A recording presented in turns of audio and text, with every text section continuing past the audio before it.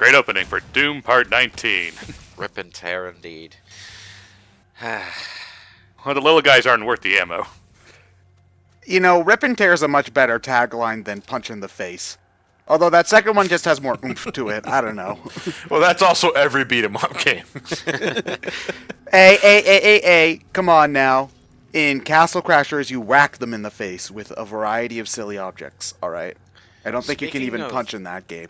Speaking of beat-em-up games, like, how many games are there in modern times where you're primarily fighting with your fists and feet?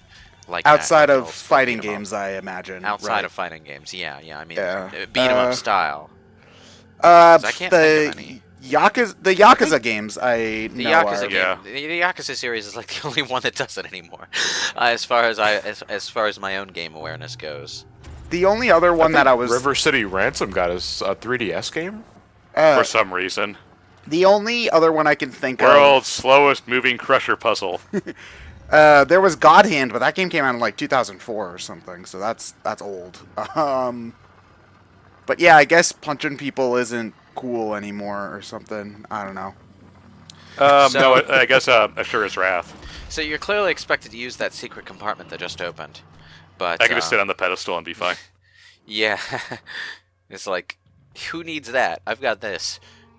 I wonder if this area we fell into is a place where we're going to be fighting a load of demons. Actually, no, it's too small. Aw, damn it. Oh, this one is, though. Oh, wait, oh shit, I'm safe? No. I mean, they're not safe. How come they can walk on the bubbly acid, but you can't? Because they're they don't demons. have any flesh to burn. I hate it when you're right. It is actually a thing about zombies that any method of fighting them that focuses on inflicting pain is pretty ineffectual. Yeah. They can't feel pain. You basically have to inflict enough damage to kill or disable them, otherwise it's worthless. Yeah, like they're not gonna... If you shoot them in the leg, unless if it pops the leg off, it's not gonna do much. If it disables their ability to move, then it is good. If it's just to inflict pain, it's probably not gonna do anything. They might stagger, but they'll keep coming at you. Yep. So what is the best way to take care of the big fat guys? I usually... Gauss cannon, usually. Gauss cannon? Okay, because I usually, like, stay back 500 feet and use the chain gun, which is probably my favorite weapon, because it's a Gatling gun, and those things are cool. Yeah. Well, anything that's high power and very long range is usually the best weapon against them. Okay. Because, thankfully, they don't move very much, so it's easy to keep a lock on their heads. I usually try to go for the stomach, because that doesn't have ammo, yeah, but armor head on does it, more but the damage. head probably does do more damage. Then again, though, that would require me to actually aim, and... And we all know you're great at that. Yeah, amazing. Isn't he the best platoon player out of all of us, then? Yeah, that's just more sad about you guys than saying anything good about me. This is true. I forgot that thing's name was Pinky. It's okay. Clyde, Inky, and Blinky are just on a vacation. Although, the way that Pinky looks during her off time is very startling to them. Pinky, bring me ammo. Nerf! Favorite Momocon story. Which is why I'm probably, for this year's MomoCon, I'm probably just going to be hanging in the VIP room the entire fucking stay. Oh, Yeah, you're Sean bored. and Chris, Sean Shamil and Chris Sabat just have banter as Goku and Vegeta randomly. Yeah. Did they actually do that? No, I don't know. I'm just Man. hoping for something similar. My thought process works in weird ways sometimes. You mentioned Pinky. You brought up the Pac-Man ghosts, and you know you guys went to Pinky and the Brain. My brain went to Pac-Man 2: The New Adventure, or whatever it was called. Yeah, you are. And then I started to think, man, it was a missed opportunity that they didn't make Pac-Man's Final Smash into Super Pac-Man. You know? Did Am I you the know only one who that remembers Super Pac-Man? No, because Yes, Pac-Man 2 is the I've played point-and-click that game. one, right? Yeah, the one that's really hard because Pac-Man doesn't do what you actually want him to do. We should do that as a commentary one day. I'm not... Oh, I have the Super Nintendo cartridge for it, so... Yeah, I could record it easily enough. It's not a hard game once you know what to do. It's That's just, the problem, knowing what to do. it's just when it comes to recording, like, that one's funny because it's basically a meme, but the only other Pac-Man games I could see us actually doing are, like, the World games. And I'm Which not... are actually good, by the way. Well, but- Pac-Man World 2 was good for, like, the first 2 hours. And then after, like, you got past the ice level, it started being really annoying and not that fun. And then you spent, like, a whole hour and a half just swimming, and then I really just did not want to play the game anymore. Also, they misnamed Blinky and Clyde. They switched around their names, and that really bothers me because they've had the same names for, like, literally 30 years. And it's not that hard to mess it up. Well, whatever. Except for the ones that can't decide whether the fourth ghost is Clyde or Sue. Yeah. I think it was just Miss Pac-Man that had it as Sue, if I remember correctly. And Miss Pac-Man, actually, the funny story, that game wasn't actually originally developed by Namco. No, it was a fan hack, essentially. It was a fan hack, and they bought the rights to it because it was doing so well. We need a quick cash grab. We're not giving you any credit. So fun fact, fan games being better than their original versions has been a thing all the way since the arcade days. Since Miss Pac-Man is just way better than the original Pac-Man. Because, you know, He's it not has, wrong. like, more than one level and multiple color schemes and all that crap. It was an actual impressive back story in the about day, it. alright, jeez. Blow them up. Look at all the barrels. Blow them up, Ryan. Do it. Come on. You know what we could have used? Yeah! Oh, we didn't get to see it. Oh, cock tease. Oh, You know well, what we could have used back in the day? Ms. Pong. Miss Pong. Oh, so Yeah. so what gets the bow? The lines or the dot? That's a good Well, question. Question for the ages. if the bow got the dot, that just have a lot of fucking physical abuse undertones, and I don't think we want to open that can of worms. Huh? Okay, Yeah, so thought the line gets the bow. That's what I'm talking. Exactly that. That's why there's no bow on the ball. That's a paddling. Okay. So this is the sort of part where if they give you too much supplies, you're supposed to get nervous, right? Yeah. Okay. So unless you're giving me shit, boss fights on the way, or some sort of challenge is supposed to be here. Conspicuous thing I'm supposed to get. I wonder what's going to happen when I turn around. That's like the 5th Yorick I found this week. Jeez, I'm lucky. This guy had a lot of heads. You guys ever seen The Phantom? Yeah. Once, like 20 years ago. I saw it in theaters. Why? Caught it a The couple of times. unholy No, because mother of my grandpa used to watch a lot of adventure films when I was young, and Phantom was out, like an adventure film. We saw it. I liked it. Okay. It had Billy Zane. Okay, dude, your stealth camo is shorting out badly. I can see you. Alright? Yeah, that's a totally different enemy. Tom Clancy would be a much different game if the main character was a giant pink demon. Which Tom Clancy? There's Any a lot of of them. Tom Clancy books and games. A lot of them.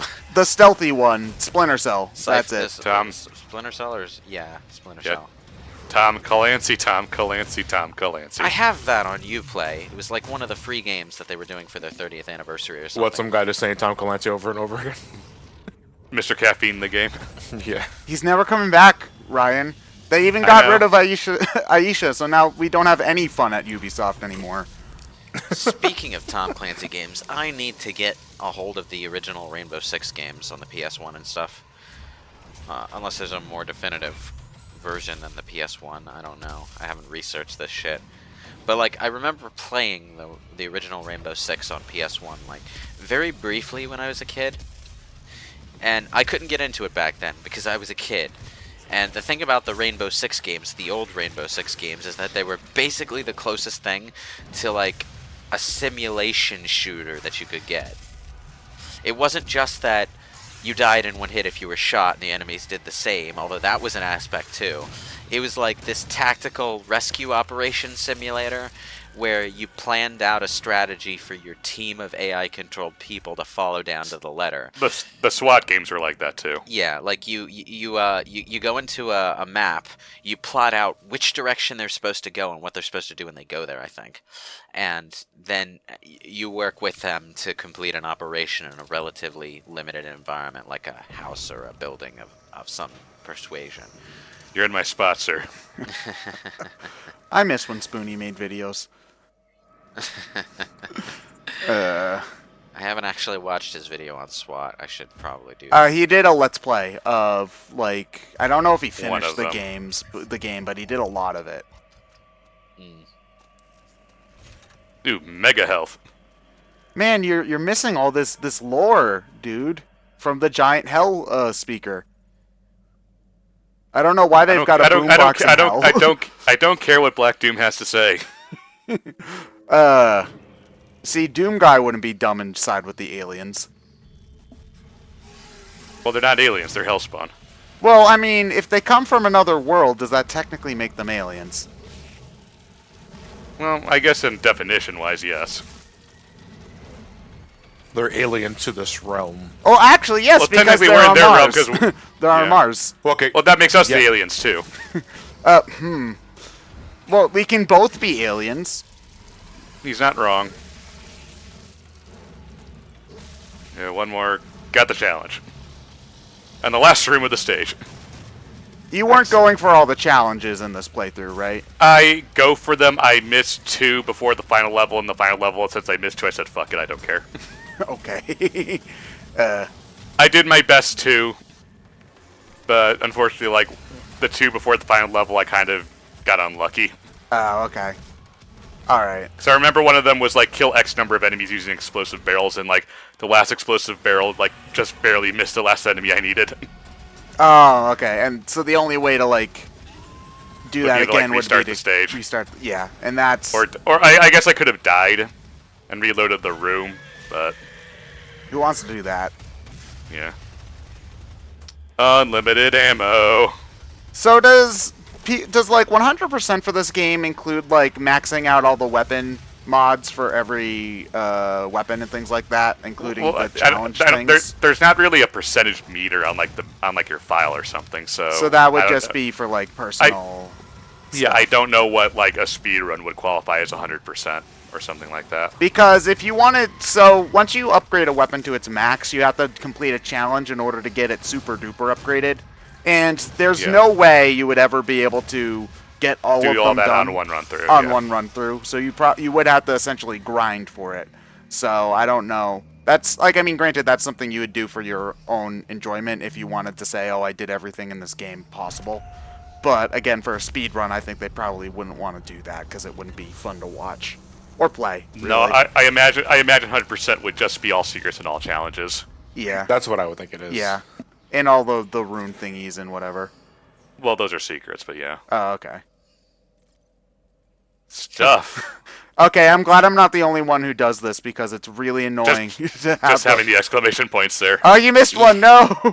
I Yeah. do that too. You know what's it's really really annoying at the beginning of a Mass Effect game, specifically the sequels, because you don't start with a mountain of codex entries in Mass Effect 1.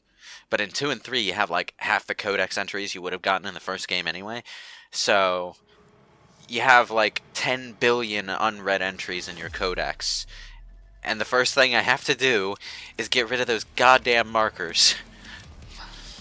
And if you're playing the game for the first time, at least you can actually read them. But the second time, you're just flipping through to get that stupid new Notification out of the way. Yeah. The slightly irritating thing in Mass Effect 3's case is that they not only give you a bunch of codex entries that you already had from the second and first game, they give you a few new ones to fill in the blanks of what happened in between games, so you gotta pay attention and figure out which ones are actually new before you ignore them.